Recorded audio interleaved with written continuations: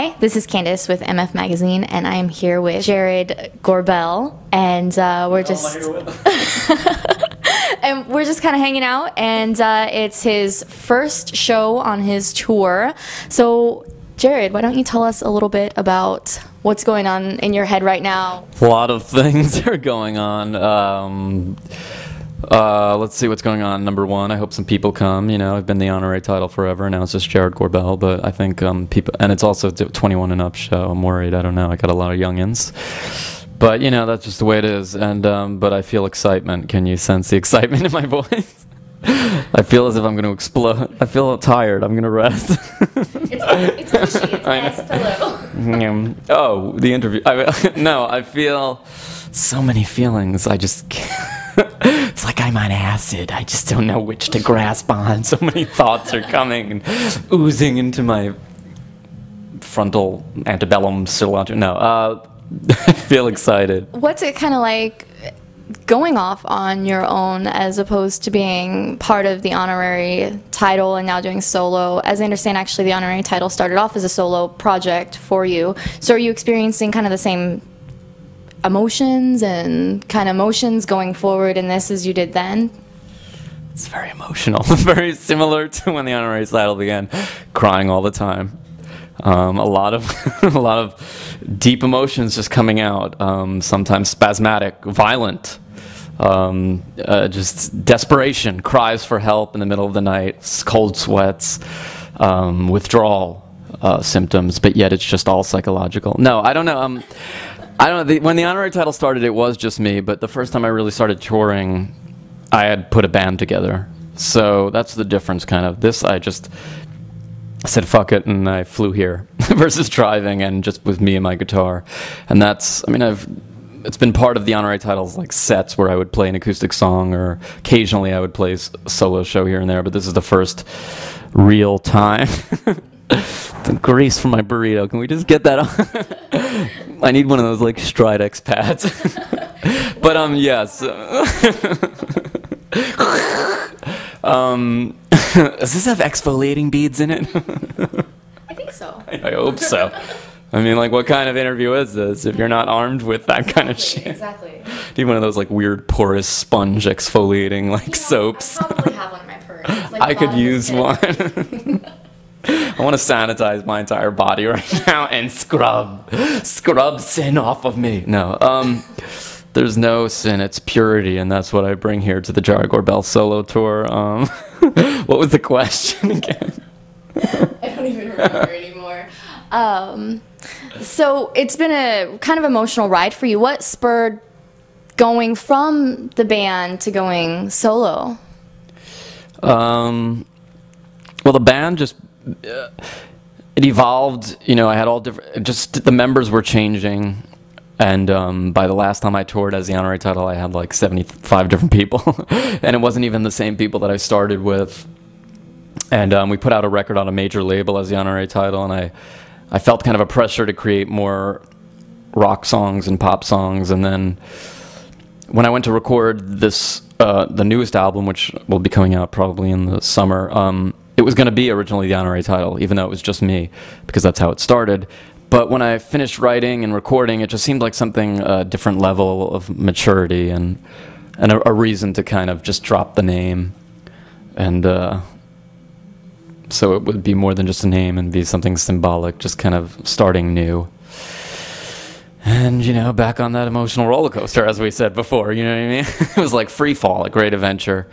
Nausea, stomach up here, but yet excitement, a lot of excitement. I know that you've released your EP, and we can expect the full one soon, summerish, so we're in high anticipation of that. What can we expect from it?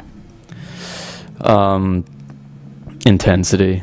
Like, once again, extreme intensity. No, it's just me singing whiny songs about love and other cheesy topics. No, it's very socio-political, spiritual exploration, yet diving into different governments and government structures, different pieces of history, different personas, different lives, different souls.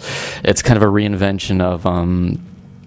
it's like as if I was possessed by spirits and they came out of me, and each song is a character each. So no, well, I don't know. I don't have an interesting answer, so that's why I just keep saying ridiculous shit.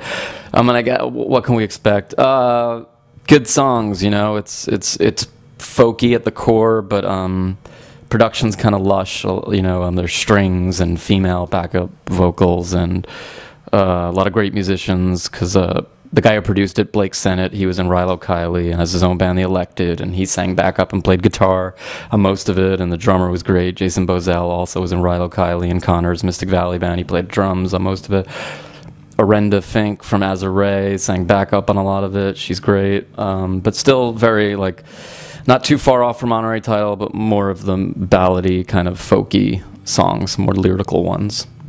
Are there any that hold a significant emotional attachment to what you're going through? Yeah, I mean, most of the songs are, if they're not introspective, they're based off of something that I've watched, but yet I've experienced emotionally. You know, so I mean, you know, the songs are mostly heartfelt, even sarcastic at times, but you know, they're.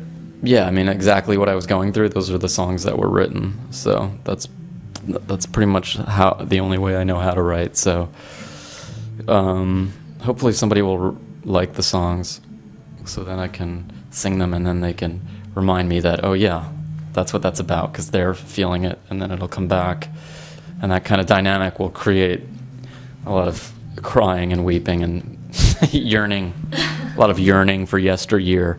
Or for tomorrow, or hope. A lot of hope.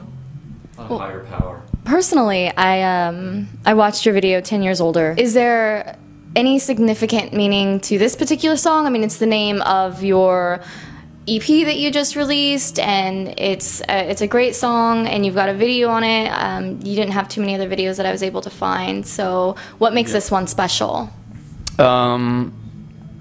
It's a song that I wrote about a collection of people that I know, or a type of person that I've met, but I've also, in that person, I've related. So that's because I'm a self-centered singer-songwriter, bullshit artist.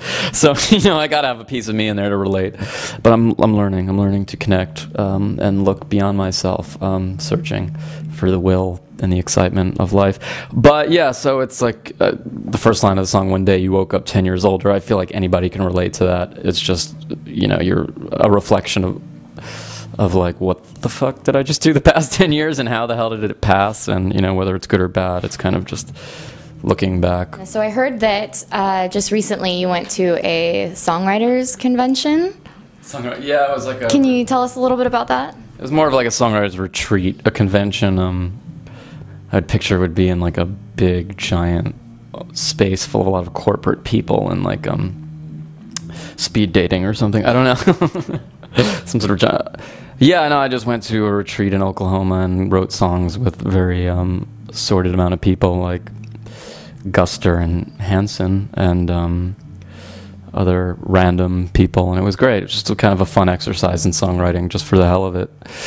Not under the weight of a major label or anything, which I have felt before, and which many people have who've gone through the indie to major, where you're pressured to write with other people under the premise that you're going to make something accessible for the radio.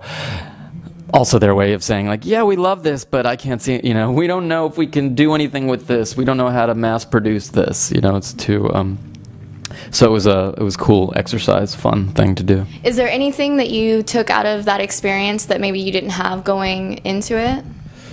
Yeah, I mean, just writing with other people. I've never really co-wrote, other than in a band situation, which is much more like a jam, kind of everybody playing. And this was very much like, sit down, write a song. And I've never done anything like that. And I was happy with a lot of the stuff that was produced. So it just kind of probably would be a segue for me to just write with a lot of people and not be so pessimistic about the topic.